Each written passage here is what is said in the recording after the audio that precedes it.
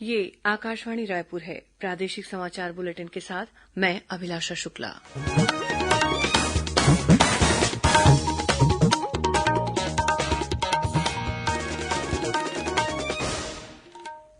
और अब पेश है आज के मुख्य समाचार।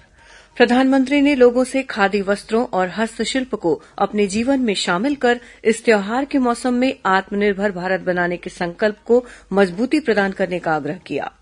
स्वतंत्रता के 75वें वर्ष पर हो रहे आजादी का अमृत महोत्सव आयोजन के दौरान नीति आयोग देश की 75 सफल महिला उद्यमियों को सम्मानित करेगा।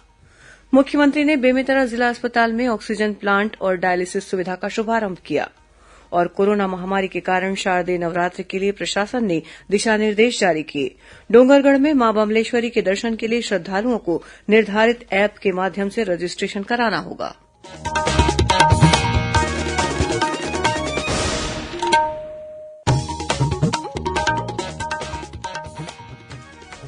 अब समाचार विस्तार से।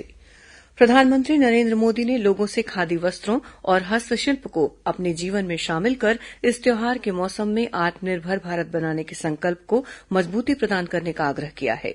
एक ट्वीट संदेश में श्री मोदी ने कहा कि लद्दाख के लेह में खादी से बने विश्व के सबसे बड़े राष्ट्रीय ध्वज को प्रदर्शित करना महात्मा गांधी को विशेष श्रद्धांजलि है, क्योंकि उन्हें खादी से विशेष लगाव था।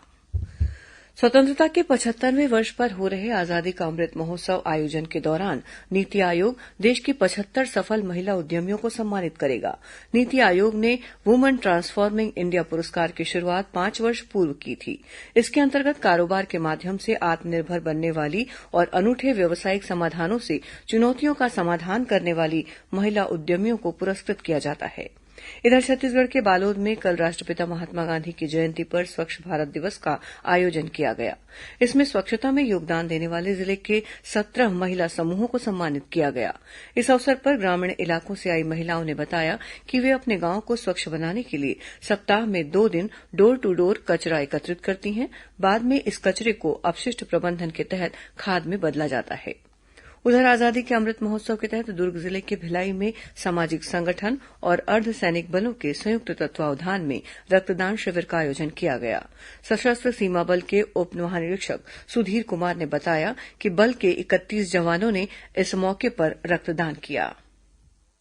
सशस्त्र सीमा बल भिलाई की समाज सेवी संस्था कनेक्ट टू एक्ट एवं रेड क्रॉस संस्था रायपुर के सहयोग से देश के अमृत महोत्सव के उपलक्ष्य में रक्तदान दे रही है। आज के इस रक्तदान शिविर में सभी सशस्त्र सीमा बल जो कि इस इलाके में डिप्लॉयड है उनके द्वारा किया जा रहा है। इसके तहत बीएसएफ और सीआईएसएफ के सैनिकों के अलावा हमारे सशस्त्र सीमा बल के 31 जवानों ने अभी तक इस शिविर में रक्तदान दिया है। इस बीच आजादी के अमृत महोत्सव के तहत कल राजनांदगांव के जिला न्यायालय परिसर से जागरूकता रैली निकाली गई। देश में अब तक 90 करोड़ 51 लाख से अधिक कोविड विरोधी टीके लगाए जा चुके हैं। केंद्रीय स्वास्थ्य मंत्रालय के अनुसार पिछले 24 घंटे के दौरान देशभर में 73,76,000 से अधिक टीके लगाए गए।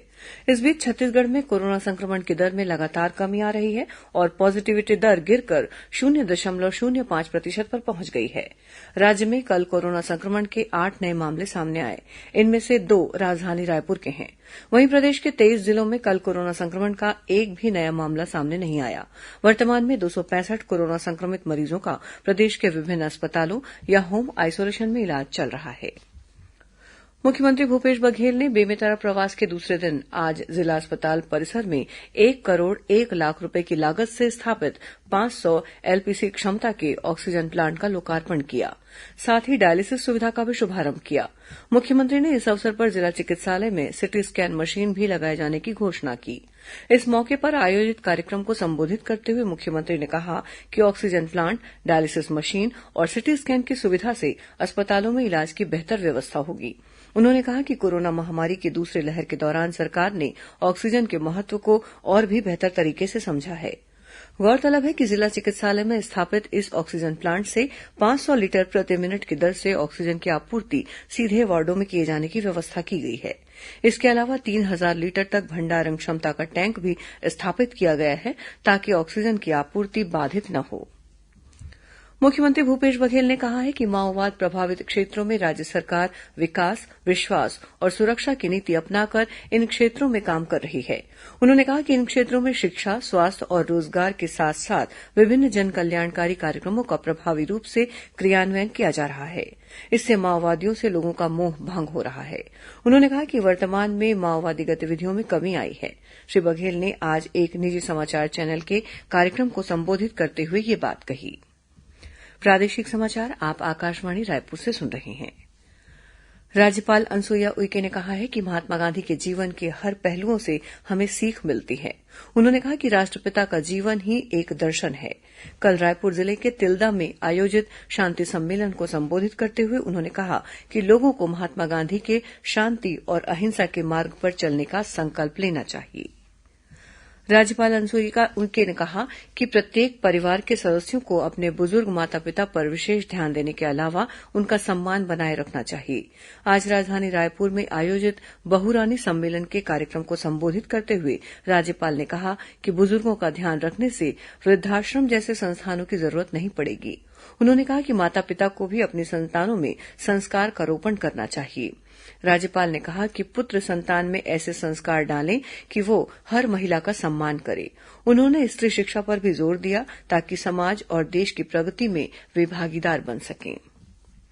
आगामी 7 अक्टूबर से शारदीय नवरात्र की शुरुआत हो रही है। कोरोना महामारी के कारण नवरात्र के लिए प्रशासन ने दिशा निर्देश जारी किए हैं, लेकिन इस बार बीते साल की अपेक्षा कुछ छूट दी गई है।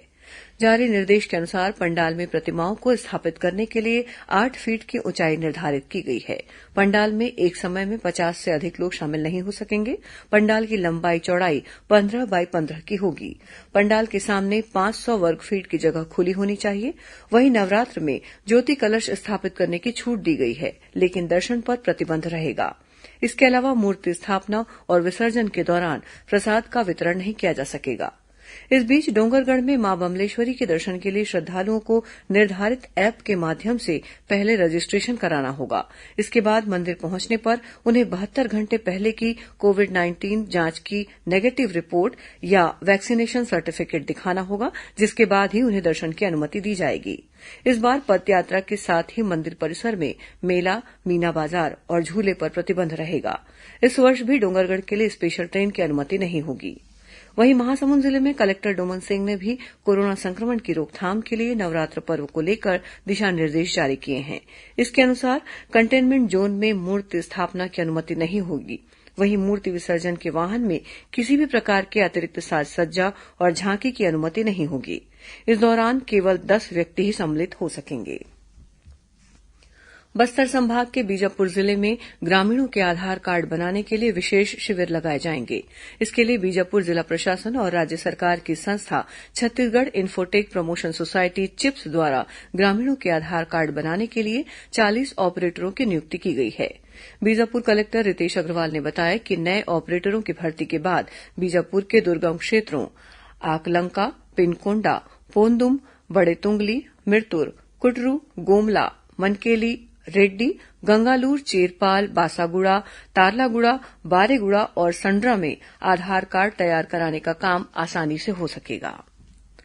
राज्य खेल अकादमी बहतराई बिलासपुर और स्वर्गीय कोदूराम वर्मा स्मृति धनुर्विद्या अकादमी रायपुर में प्रवेश के लिए खिलाड़ियों का राज्य स्तरीय चयन ट्रायल का आयोजन आगामी 7 से 13 अक्टूबर तक बिलासपुर में किया जाएगा। इसमें जिला स्तर पर आयोजित चयन ट्रायल प्रतियोगिता में चयनित खिलाड़ी ही भाग ले सकेंगे। ये चयन ट्रायल 2 चरणों में आयोजित किया जाएगा। पहले चरण में हॉकी और एथलेटिक्स, वहीं दूसरे चरण में तीरंदाजी का ट्रायल किया जाएगा। अब पेश है मौसम का हाल।